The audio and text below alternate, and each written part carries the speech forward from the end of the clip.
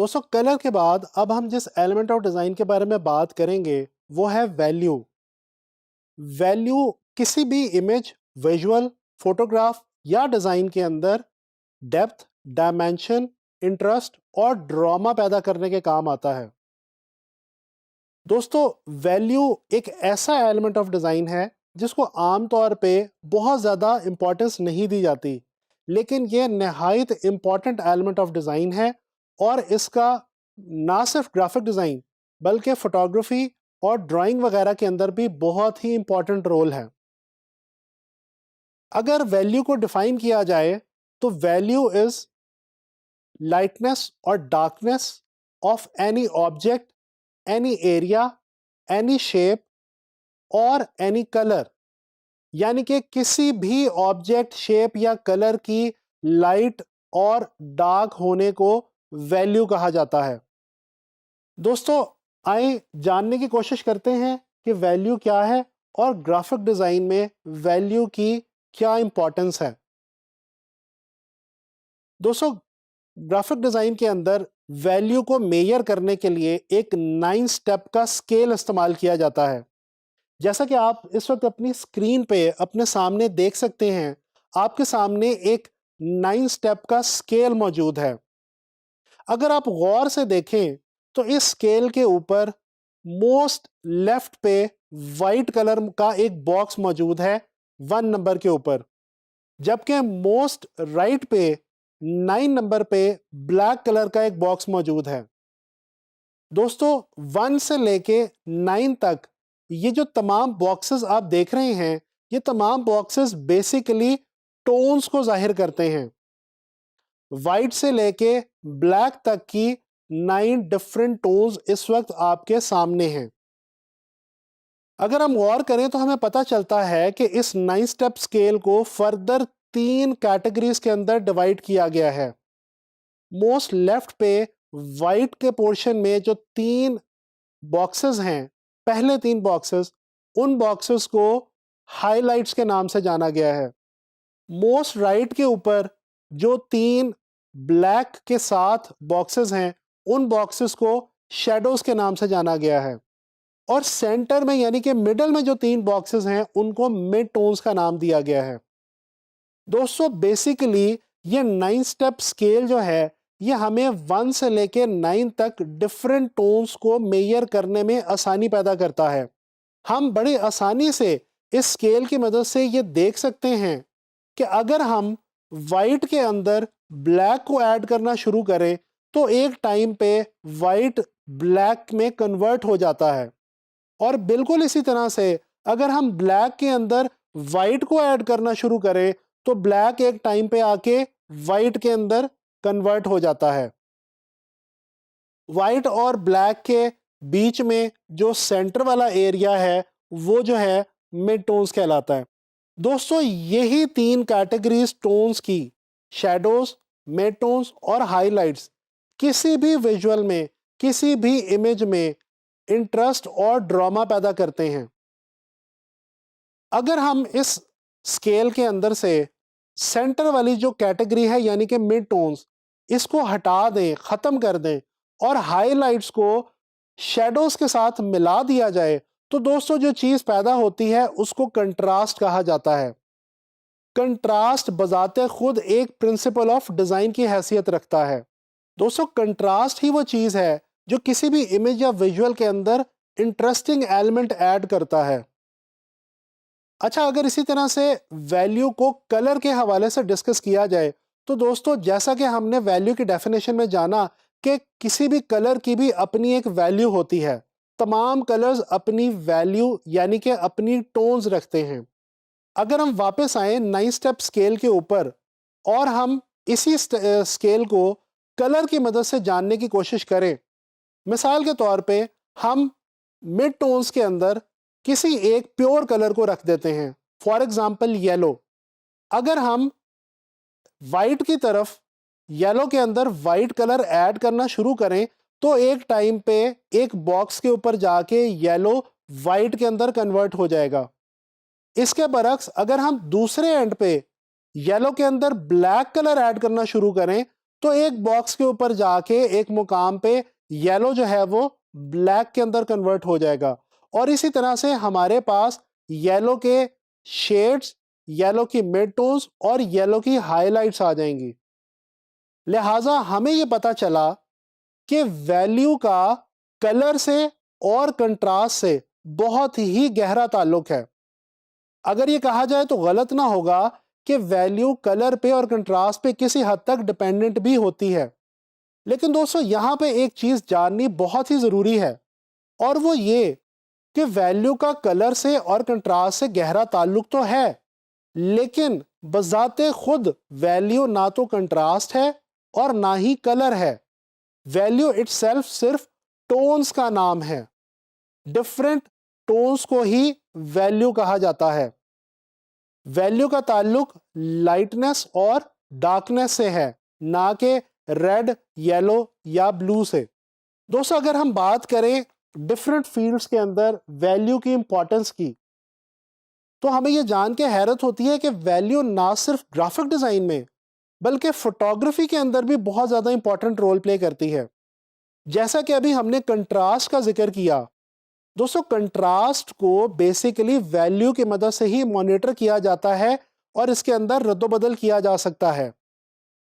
कोई भी फोटोग्राफर जब कोई फोटोग्राफ खींचता है तो उस फोटोग्राफ को खींचते वक्त वो अगर कंट्रास्ट को हाई कर दे और हाई कंट्रास्ट का इमेज कैप्चर करे, तो दोस्तों वो इमेज ना सिर्फ ड्रामेटिक होगा बल्कि बहुत ही ज्यादा इंटरेस्टिंग होगा।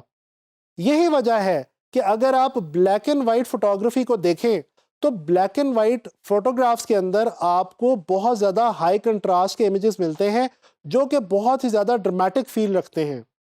अब ये कंट्रास्ट को जो मॉनिटर किया जाता है ये डेफिनेटली वैल्यू की मदद से किया जाता है, लिहाजा वैल्यू की फोटोग्राफी के अंदर बहुत ज्यादा इंपॉर्टेंस है। अच्छा, इसके साथ साथ अगर हम ग्राफिक डिजाइन का जिक्र करते चलें तो दोस्तों ग्राफिक डिजाइन में भी फोटोग्राफी और स्केचिंग वगैरह की तरह वैल्यू की बहुत ज़्यादा इंपॉर्टेंस है। एक तो जिस तरह अभी हमने फोटोग्राफी के अंदर जिक्र किया कंट्रास्ट के हवाले से, तो डेफिनेटली जब आप कोई डिज़ाइन क्रिएट कर रहे होते हैं तो आपको उस डिज़ाइन के अंदर कंट्रास्ट को हाई करके एक अपॉर्चुनिटी मिलती है कि आप उस डिज़ाइन के अंदर बहुत ही इंटरेस्टिंग एलिमेंट ऐड कर सकें। इसके अलावा ग्राफिक डिज़ाइन में वैल्यू एक और बहुत ही इंपॉर्टेंट और मज़ेदार काम करता है। दोस्तों वो ये कि किसी भी ऑब्जेक्ट या किसी भी शेप की फॉर्म को वैल्यू की मदद से ही जाहिर किया जा सकता है या प्रेजेंट किया जा सकता है। इसकी मिसाल मैं आपको यूं दूंगा कि जब हम ड्राइंग करते हैं, ड्राइंग करते हुए किसी भी शेप को हम उसके हाइलाइट्स, तो मिड टोन्स और उसके शेडोज की मदद से ही जाहिर करते हैं। कोई भी शेप अपने हाइलाइट्स, मिड टोन्स और अपनी डार्क टोन्स के बगैर फ्लैट फील होती है। लिहाजा डिजाइन के अंदर हम वैल्यू की मदद से किसी भी ऑब्जेक्ट को या किसी भी शेप को फॉर्म दे सकते हैं, उसकी 3D फील जाहिर कर सकते हैं। दोस्तों आइए काम करते हैं, कुछ स्केचेस और फोटोग्राफ्स की मदद से वैल्यू को स्टडी करने की कोशिश करते हैं। जैसा कि इस वक्त आपके सामने स्क्रीन पे ये एक विजुअल मौजूद है। दोस्तों ये एक स्केच है और इस स्केच के अंदर बहुत आसानी से देखा जा सकता है कि एक राउंड बॉल है। उस बॉल की फॉर्म को शैडोज, मिड टोन्स और हाइलाइट्स की मदद से नुमाया किया गया है, और इस खूबसूरती के साथ नुमाया किया गया है कि उसकी राउंड शेप वाज़े हो गई है। इसके अलावा जो राउंड शेप है, जो राउंड बॉल है, उसके बैकग्राउंड और उसका फोरग्राउंड वो भी मिड टोन्स, हाइलाइट्स और डार्क्स की मदद से बहुत ज़्यादा खूबसूरती के साथ प्रेजेंट किए गए हैं। दोस्तों आइए एक और विजुअल देखते हैं। ये एक और स्केच आपके सामने इस स्क्रीन पे नुमाया है। दोस्तों इस स्केच के अंदर आर्टिस्ट ने 4 मुख्तलिफ बेसिक शेप्स को ड्रॉ किया है: रेक्टेंगल, सर्कल, स्क्वायर और ट्रायंगल। लेकिन आर्टिस्ट ने मिड टोन्स, हाइलाइट्स और डार्क टोन्स की मदद से इन तमाम शेप्स की 3D फॉर्म प्रेजेंट की है। यह किस तरह से मुमकिन हुआ? ये मिड टोन्स, हाइलाइट्स और डार्क्स यानी कि वैल्यू की मदद से ही मुमकिन हो सका। इसी तरह से अगर हम इस फोटोग्राफ को देखें जो इस वक्त स्क्रीन पे आपके सामने है, तो आप देख सकते हैं कि इसके अंदर जो मेन कैरेक्टर यानी कि जो मेन सब्जेक्ट है वो बजाते खुद डार्क्स के अंदर मौजूद है। इसके अलावा जो फोरग्राउंड है वो तमाम डार्क में है। जो टनल की वॉल्स हैं उन वॉल्स के ऊपर जो लाइट्स हैं वो बहुत ही खूबसूरत हाईलाइट्स क्रिएट कर रही हैं। और जैसे जैसे इमेज ट्रैवल करते हुए स्टेयर केस की तरफ जाता है, सीढ़ियों की तरफ, तो बहुत ही खूबसूरती से डार्क टोन्स जो हैं यानी कि शेडोज जो हैं वो हाईलाइट्स के अंदर कन्वर्ट होती हैं। ओवरऑल इस इमेज के अंदर शेडोज, मिड टोन्स और हाईलाइट्स खास तौर पे कंट्रास्ट यानी कि शेडोज और हाईलाइट्स बहुत ही खूबसूरत इंपैक्ट क्रिएट कर रहे हैं। इसी तरह से अगर हम इस विजुअल को देखें, यह भी एक बहुत ही खूबसूरत फोटोग्राफ है।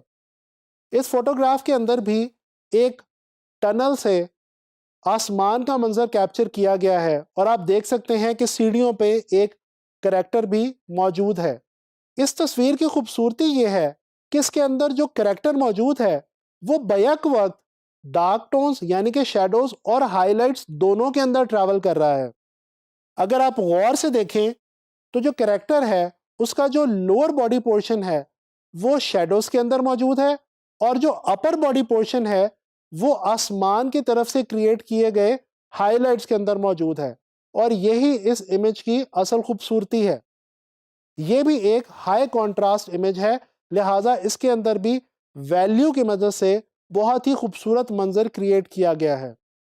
आए नज़र डालते हैं अपनी इस आखिरी फोटोग्राफ के ऊपर। इस फोटोग्राफ के अंदर आप एक खातून को एम्ब्रेला लेके चलते हुए देख सकते हैं। साइड पे कुछ पिलर्स हैं। बैकग्राउंड जो है वो बिल्कुल डार्क है। खातून के का ड्रेस और उसकी जो एम्ब्रेला है वो हाइलाइट्स को शो कर रही है। इसके अलावा पिलर्स के अंदर से लाइट छन के आ रही है जो कि डार्क टोन्स के अंदर यानी कि शेडोज के अंदर बहुत ही खूबसूरत हाइलाइट्स पैदा कर रही है। ओवरऑल ये इमेज भी एक हाई कॉन्ट्रास्ट इमेज है और इसके अंदर भी वैल्यू एक बहुत ही मज़ेदार रोल प्ले कर रही है। दोस्तों, इस तरह से आप लोगों ने डिफरेंट फोटोग्राफ्स, विजुअल्स और स्केचेस की मदद से ये चीज़ देखी कि वैल्यू किसी भी विजुअल के अंदर कितना खूबसूरत इम्पैक्ट क्रिएट कर सकती है। दोस्तों, ग्राफिक डिज़ाइन के अंदर जब हम कोई भी डिज़ाइन क्रिएट करें तो हमें वैल्यू को इग्नोर नहीं करना चाहिए और हमें अपने डिज़ाइंस के अंदर कंट्रास्ट और वैल्यू को बहुत ज़्यादा एहतियात से और बहुत अच्छे तरीके से इस्तेमाल करना चाहिए। इस तरह से हम ना सिर्फ अपने विजुअल्स के अंदर डेप्थ क्रिएट कर सकते हैं, डायमेंशन जाहिर कर सकते हैं, बल्कि किसी भी ऑब्जेक्ट की शेप और फॉर्म को भी क्लियर किया जा सकता है, वाज़े किया जा सकता है।